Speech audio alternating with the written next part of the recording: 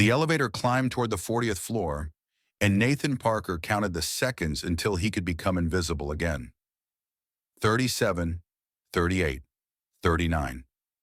He had perfected this art over 3 years, the art of existing without being seen. In the gleaming corridors of Sterling Technologies, one of Seattle's most prestigious companies, Nathan moved like a ghost through walls of glass and steel. He fixed computers, he reset passwords, he smiled politely when spoken to, and vanished the moment he was no longer needed. It was safer this way. Safer since Sarah died. 40. The elevator doors parted with a soft chime, revealing a world that did not belong to him. Marble floors stretched toward infinity. Abstract paintings lined the walls, beautiful and incomprehensible. The air itself smelled different up here, expensive, untouchable. A woman in her late 50s looked up from behind a reception desk that cost more than Nathan's monthly rent. Her smile was pleasant but efficient, the kind of smile perfected through decades of repetition. "Mr. Parker, Miss Sterling is waiting." Her system crashed during an investor call. The woman glanced at her watch. "She has 14 minutes before her next meeting." Nathan gripped his toolbox and stepped forward onto the marble.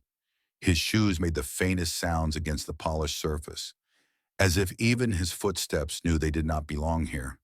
He did not know it yet, could not possibly have known. But in the next 14 minutes, his entire life would change. 3 years earlier, Sarah's hand had rested in his, thin as paper, fragile as hope. The hospital machines beeped their steady countdown in the background, marking time that was running out. "Promise me something, Nathan. Anything. Don't disappear after I'm gone." Her voice was barely a whisper now, but her eyes held his with fierce intensity. "Don't become a shadow. Emma needs a father who's living, not just existing. I promise. And Nathan." She squeezed his hand with what little strength remained. "One more thing." "What?" "When you're ready, let someone see you again. Really see you." A tear slipped down her cheek. "The way I did." He had promised, both promises. He had kept neither. Sarah had also written letters, dozens of them, for Emma's birthdays, for her graduation, for her wedding day, for all the moments Sarah would never see. She had asked Nathan to read them to Emma when she was old enough to understand. He kept those letters in a box under his bed. He had not opened it in 3 years. Diana Sterling stood with her back to the door, phone pressed to her ear, voice like controlled thunder rolling across an empty sky. "I don't care what Tokyo says. We restructure or we walk. There is no third option." Nathan waited in the doorway, invisible as always. He studied the office while she finished her call. Floor-to-ceiling windows overlooking the Seattle skyline. A desk that probably cost more than his car. Awards and accolades lining the shelves. And not a single personal photograph anywhere. Except, on the far wall, almost hidden behind a potted plant, a small frame picture. A lake. Mountains. Someone standing on a dock. Diana ended her call and turned. Her eyes swept over Nathan in a single glance. Assessing, calculating, dismissing. He recognized the look. He had seen it 1,000 times before from people who saw right through him. "You're IT." "Yes, ma'am. Nathan Parker." "Fix it. I have 12 minutes. She was tall, taller than he had expected from the photographs in company newsletters. Her dark hair was pulled back in a style that looked effortless, but was almost certainly the work of professionals. She wore a charcoal gray suit tailored to perfection. Everything about her radiated power, control, absolute authority. And underneath it all, something Nathan recognized but could not name. He moved to the computer and began the diagnostic. Standard procedure. Check the connections. Run the restart sequence. But the system was more corrupted than expected. As he initiated the hard reboot, the screen flickered once, twice, And then something appeared that should not have. A photograph. Her personal wallpaper, loading before the login screen. A glitch in the system, a crack in the armor. The image showed Diana Sterling standing on a wooden dock by a crystal blue lake. She wore jeans and a simple white sweater. No makeup, no armor. Her hair fell loose around her shoulders, touched by sunlight. She was smiling, not the controlled expression of corporate portraits, not the practiced mask of a woman who had spent 3 decades in boardrooms. This was something else entirely, something unguarded, something true. Stop! Diana's voice cut through the silence like a blade. Nathan's hands froze on the keyboard. He looked up and found her standing much closer than before, close enough to see the exact moment her expression shifted. She was staring at the photograph on the screen, staring at herself. You've seen it. I'm sorry. The system loaded incorrectly. I didn't mean to. I know. Diana moved closer to the screen, her eyes never leaving the image. Lake Chelan, 4 years ago, the last time I took a real vacation. Silence settled between them, heavy, expectant. Then she turned and looked directly at Nathan. What do you see? I'm sorry. In that photograph. Her voice had changed, softer now, almost vulnerable. What do you see when you look at it? The question made no sense. CEOs did not ask IT technicians for opinions on personal photographs. This violated every unspoken rule Nathan had learned to navigate in 3 years of being invisible. But something in her voice, something broken, something searching. He answered honestly. I see someone who looks real, he said, like a human being instead of a title. Diana's breath caught, a small sound. Almost inaudible, but Nathan heard it. The silence stretched between them, fragile as glass, heavy as stone. No one has said that to me in a very long time, she whispered finally, that I look like myself. She turned back toward the window, arms crossed, shoulders rigid, the armor sliding back into place. Do you think I'm beautiful, Mr. Parker? The question dropped into the room like a stone into still water. Nathan should have deflected, should have said something safe, something professional, something forgettable. Instead, he told the truth. Yes, but not because of anything physical. He paused, choosing his words carefully. In that photograph, you look peaceful, like you were exactly where you wanted to be, doing exactly what you chose. That's what makes it beautiful. Diana did not move, did not speak, did not turn around. When she finally faced him again, her eyes were wet. You may go now, Mr. Parker. Nathan gathered his tools and left, closing the door softly behind him. He did not look back. He should have. That night after Emma fell asleep, Nathan sat alone in the kitchen of their small apartment. Sarah's photograph watched him from the shelf, her smile, her eyes, the life they had built together before cancer came and took everything away. Let someone see you again. He thought about Diana Sterling, the most powerful woman in Seattle, standing alone in an office the size of his entire apartment, asking a stranger if she was beautiful. He thought about the photograph by the lake.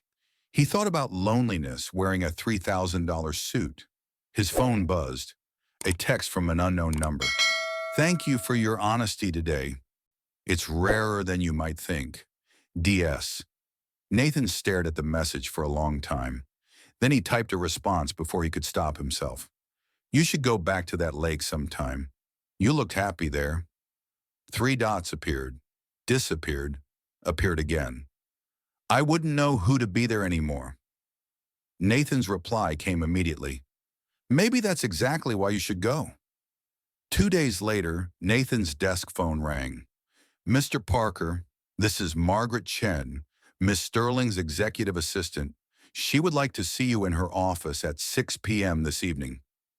Nathan's heart stopped. Is there a technical issue? It's not about a computer. The line went dead. Nathan stared at the phone, his pulse pounding in his ears. What have I done? The 40th floor was empty when Nathan arrived at 6 o'clock. Everyone had gone home. The lights had dimmed to their evening setting, casting long shadows across the marble floors. Diana sat behind her desk, but something was different tonight. The armor was still there, the perfect suit, the perfect posture, but underneath Nathan could see cracks forming. Close the door, sit. He sat. I had Margaret pull your employee file, Diana said. Her voice was steady, but her eyes told a different story. 3 years at Sterling Technologies, excellent performance reviews, single father, 1 daughter, 8 years old. She paused. Your wife died of cancer. Yes. I'm sorry for your loss. Thank you. Diana opened a folder on her desk. I'm also sorry for what I'm about to ask you. Nathan waited. I'm launching a confidential initiative, a small team to examine why this company is hemorrhaging talent, why morale is collapsing despite record profits, why people work here for years and never feel seen. She looked up. I need someone on this team who will tell me the truth. Not what they think I want to hear, not what will advance their career, just the truth. Why me? Because 2 days ago, you looked at me and saw a human being instead of a CEO. Diana pushed the folder toward him. That's rarer than you know. Nathan stared at the folder but did not touch it.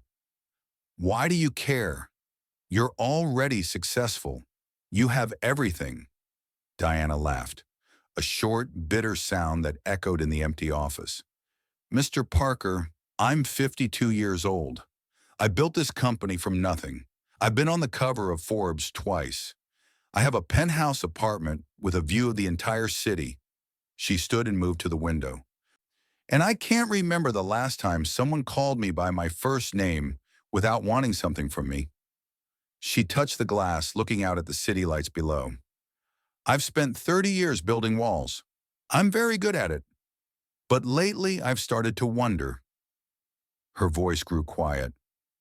What's on the other side of those walls? What did I lock out? She turned to face him. What did I lock in? Nathan understood something then, something that made his chest ache. Diana Sterling was not offering him a job. She was asking him to help her remember how to be human. That evening, Nathan picked up Emma from Martha Collins, their neighbor down the hall. Martha was 68, a retired school teacher who had lived in the building for over 20 years. She had watched Emma countless times since Sarah passed. She's been drawing again, Martha said at the door, her voice warm but knowing. Pictures of your family. There's a new one on the fridge. Nathan glanced inside Martha's apartment at the drawing. Himself, Emma, Sarah on a cloud with angel wings. The same drawing Emma had been making for 3 years. Nathan, Martha's hand touched his arm gently. She asked me today if you were ever going to be happy again. The words hit him like a physical blow. What did you tell her? I told her that sometimes being happy again feels like betraying the person we lost, but it isn't. Martha's eyes, wise from decades of watching children grow and families change, held his steadily. Sarah wouldn't want you to stay in that shadow forever. You know that. Nathan swallowed hard. I know. Do you? Because that little girl in there needs a father who's alive, not just breathing, living. Martha squeezed his arm. Whatever's happening at work, whatever opportunity is in front of you, don't run from it because you're afraid. That night, Emma was doing homework at the kitchen table when Nathan sat down across from her. Bug, I need to tell you something. She looked up with Sarah's eyes, those exact same eyes, and Nathan's heart cracked a little more. I might be taking on some extra work at the office. Some evening meetings. Mrs. Collins would watch you. Is it a good thing? I think so. It's scary, but maybe good. Emma tilted her head, a gesture so like Sarah that Nathan had to look away. Daddy? Yeah, Bug. Mom left me letters. Emma's voice was matter of fact. For when I'm older, but I found them. I read one. Nathan's breath caught. You did? She said you were the bravest person she ever knew, but she was worried you'd forget how to be brave without her. Emma went back to her homework. I think she'd want you to do the scary thing. The team met for the first time on a Monday evening. Nathan, a lawyer named Andrew Walsh, Helen Torres from HR, and Jonathan Reed from operations. They gathered in a conference room on the 40th floor, surrounded by glass walls and city lights, and one person Nathan had not expected. Margaret Chen, Diana's assistant of 20 years. She sat at Diana's right hand, watching everything with sharp, knowing eyes. She was 58, silver-haired, elegant in a way that spoke of quiet strength rather than wealth. The meetings continued for weeks. Nathan listened, learned, and slowly, carefully, began to share what he knew. What employees really thought about leadership, about the broken suggestion boxes and the parking garage lights that had been out for 8 months, about the way people stopped speaking up because no one ever listened. Diana listened to every word, asked questions, took notes, never dismissed him, and somewhere along the way, the walls began to crack.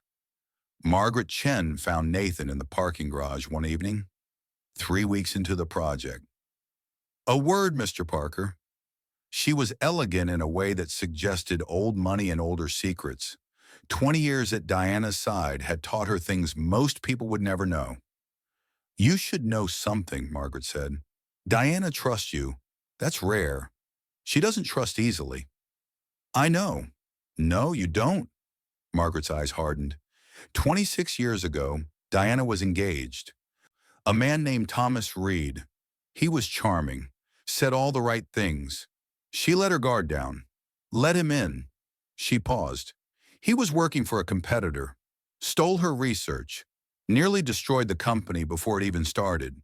Margaret stepped closer. She built it back, but she never let anyone that close again. Never married, never had children. She told herself there would be time later. And there wasn't. There never is. Margaret's voice softened. She's 52 years old, Nathan, and some mornings I find her staring at photographs of other people's families on her desk. Not her own, other people's, because she doesn't have any. Nathan absorbed this. Why are you telling me? Because Richard Mercer has been watching you. Asking questions about why an IT technician is suddenly attending executive meetings. Who's Richard Mercer? Diana's original business partner. She bought him out 15 years ago. He's been trying to get back in ever since. Margaret's voice dropped. Be careful, Mr. Parker. Diana has enemies who would love to see her fall. Don't give them ammunition. She walked away, heels clicking on concrete. The next morning, Nathan found an envelope on his desk. Inside was a photograph.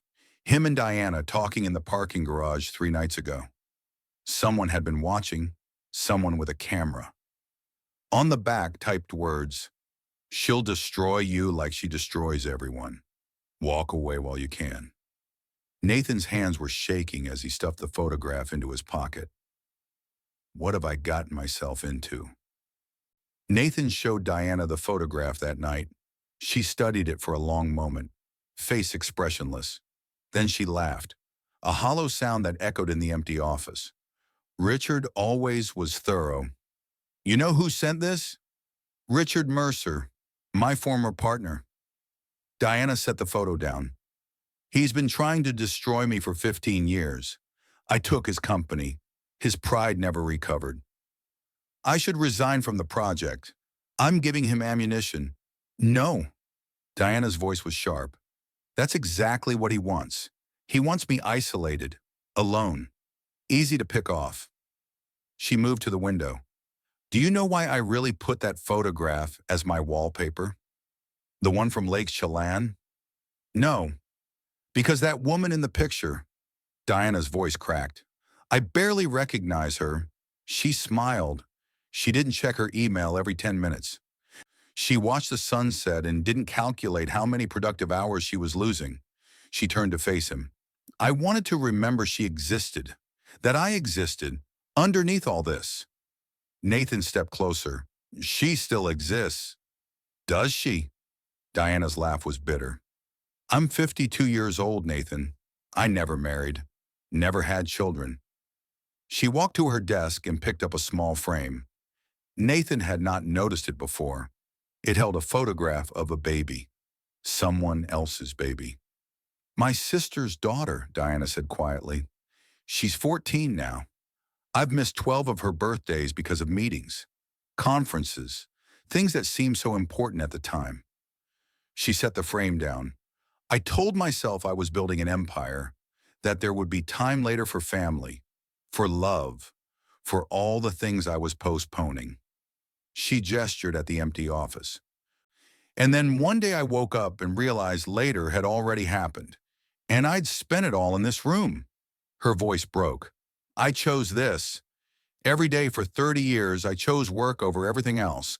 And now I'm 52 years old, and my apartment is beautiful and empty, and I can't remember the last time someone hugged me who wasn't trying to get something from me. Tears spilled down her cheeks. I don't even know what I'm grieving anymore. The family I never had, the woman I used to be, the choices I made thinking I had infinite time. Nathan moved without thinking. He crossed the distance between them and stood beside her at the window. My wife, Sarah, he said quietly. She knew she was dying. She had 7 months to say goodbye, and the thing she was most afraid of wasn't death. Diana looked at him. She was afraid I would stop living after she was gone. She made me promise, don't disappear, don't become a shadow. Nathan's voice caught, but I did it anyway. For 3 years I've been a ghost, too afraid to be visible, too afraid to feel anything, too afraid to break the promises I made to a dead woman by actually living again. He turned to face her. If I can start living again at 37, you can start living again at 52. It's not too late, Diana, for either of us. It's never too late. For a moment, Diana Sterling, the woman who controlled billions, the woman who made grown men tremble in boardrooms, she looked completely lost. Then she did something Nathan had never seen her do. She cried, real tears, honest tears, the kind of tears that only come when walls finally crumble. Nathan did not touch her, did not offer empty comfort. He simply stayed. Sometimes that is all anyone needs. Someone who stays. Emma was drawing at the kitchen table a week later when she asked the question, Daddy, are you going to get married again? Nathan nearly dropped his coffee cup. What? Where did that come from? Mrs. Collins said you've been happier lately. She said maybe you met someone. Emma kept drawing, not looking up. I told her that was silly. Is it silly? Emma stopped drawing. When she looked up, her eyes were serious. I don't want to forget Mommy. Nathan knelt beside his daughter's chair. Bug, no one is ever going to replace Mommy. She's always going to be your mom. She's always going to be my first love. Nothing changes that. But, Nathan chose his words carefully. Mommy wouldn't want us to be sad forever. She'd want us to be happy. She'd want me to have friends. He took a breath. There's someone at work, a woman. Her name is Diana. She's very lonely, Emma, just like I was lonely. And I think maybe we help each other be less lonely. Emma considered this for a long moment. Is she nice? I think so. I think she's forgotten how to be nice to herself. Maybe I can help her remember. Does she have kids? Nathan's heart ached at the question. No, Bug, she doesn't. She always wanted them, but she waited too long. And now she's sad about that. Emma was quiet for a moment. Then she picked up her colored pencils again. Maybe she could borrow me sometimes, like Mrs. Collins does. Nathan felt tears prick his eyes. You'd be okay with that? Mom's letter said I should share my heart, that there's always room for more people to love. Emma looked up. But if you get married again, I want to be the flower girl. Nathan laughed through his tears and pulled his daughter into a hug. Deal. Richard Mercer made his move at the quarterly board meeting. He was 62, silver-haired, impeccably dressed. He smiled like a man who had already won. I have concerns, he announced, about our CEO's recent judgment. Diana's expression did not change. Elaborate. You've assembled a secret team, evening meetings, confidential discussions, including a low-level IT employee with no relevant experience. Mercer's smile widened. An unmarried man. A man you've been seen with multiple times in private circumstances. The board members shifted uncomfortably. The optics, Mercer continued, are troubling. At best, it suggests poor judgment. At worst, he let the implication hang in the air like poison. Diana's voice was ice. Are you accusing me of something, Richard? I'm protecting this company, which is more than you seem to be doing lately. He turned to face the board. I'm calling for a vote of confidence. Let the board decide whether her leadership is still sound. The room fell silent. Diana looked around the table, at the faces of people who had watched her build this company from nothing. People who had profited from her vision. People who now sat in silence while a wounded man tried to tear her down. Fine, she said. Vote. The vote was scheduled for Friday. 3 days. That night, Nathan found Diana alone in her office, staring at the photograph from Lake Chelan. I should never have started this, she said. I should have stayed behind my walls. Diana, you should go, Nathan. Protect yourself. Protect Emma. This isn't your fight. Yes. Nathan sat down across from her. It is. Diana looked at him. 3 years ago, my wife made me promise not to disappear. I broke that promise for 3 years, but not anymore. He leaned forward. I'm not going anywhere. Whatever happens Friday, I'll be there. Why? Because you saw me when no one else did. Now it's my turn. The night before the vote, Diana invited Nathan to her penthouse for the first time. It was exactly what he had expected.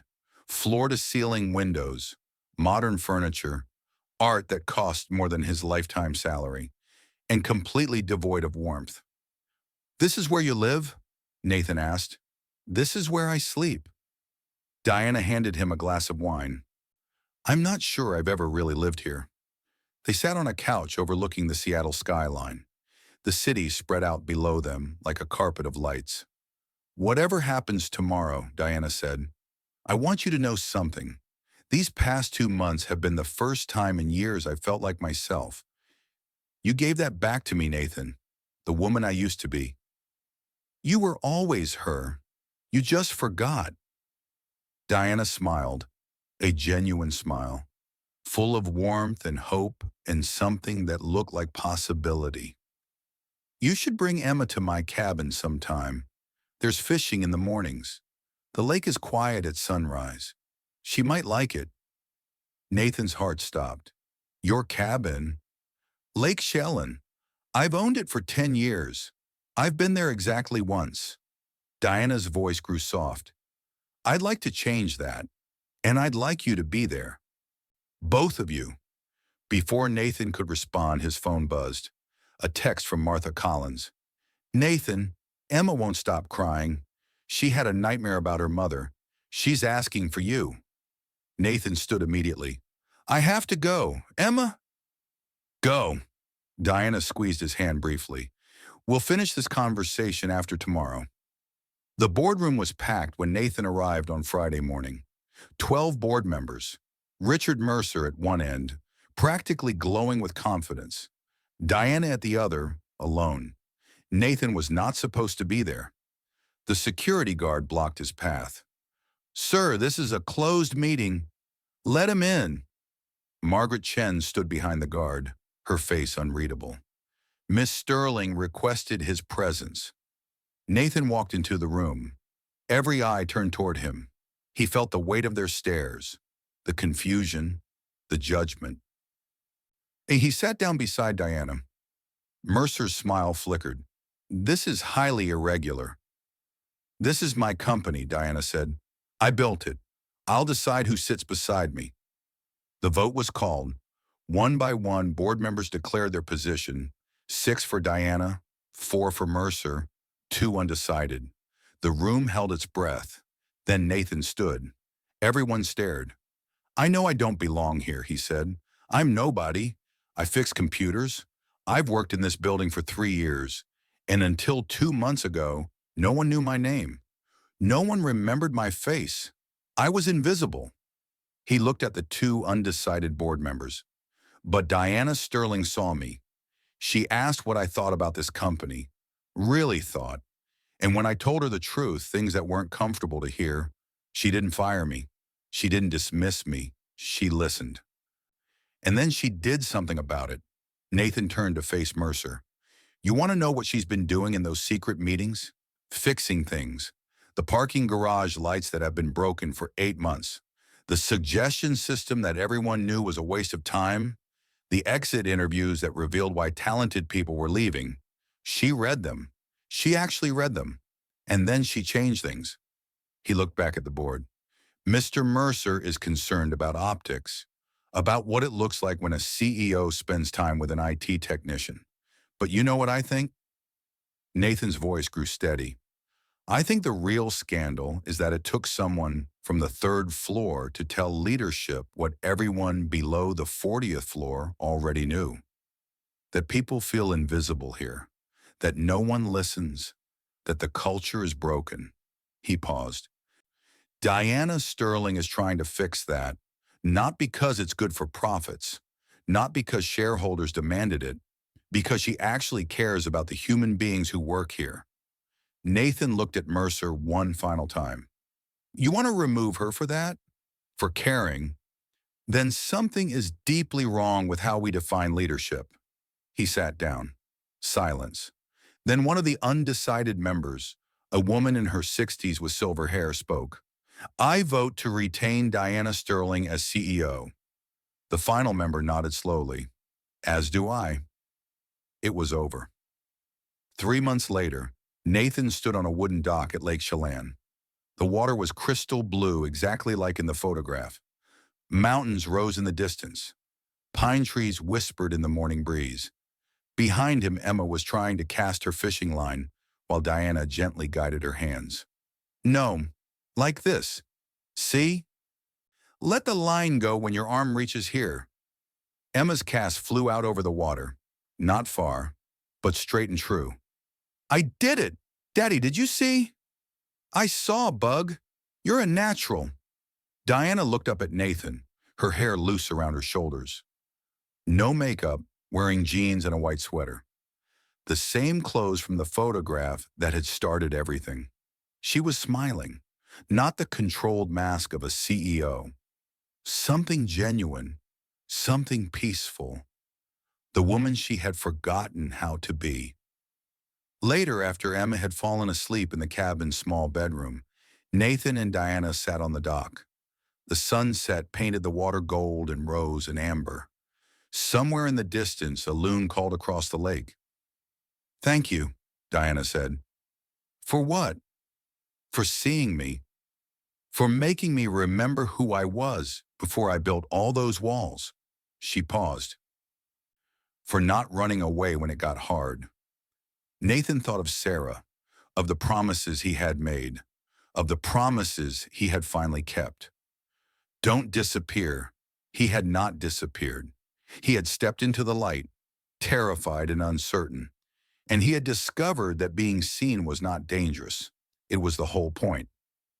Diana, yes? Sarah made me promise something before she died. 2 things, actually. The first was not to disappear, not to become a shadow. He turned to face her. The second was harder. She said, when you're ready, let someone see you again. Really see you, the way I did. Diana's eyes glistened in the fading light. I was afraid to keep that promise, afraid that loving someone again meant forgetting her, betraying her. Nathan reached for Diana's hand. But I think she knew something I didn't. That love isn't something that runs out. that the heart doesn't have a limit on how many people it can hold. He looked toward the cabin where Emma slept peacefully. My daughter taught me that. She said her mom's letters told her to share her heart, that there's always room for more people to love. Diana squeezed his hand. Tears slipped silently down her cheeks.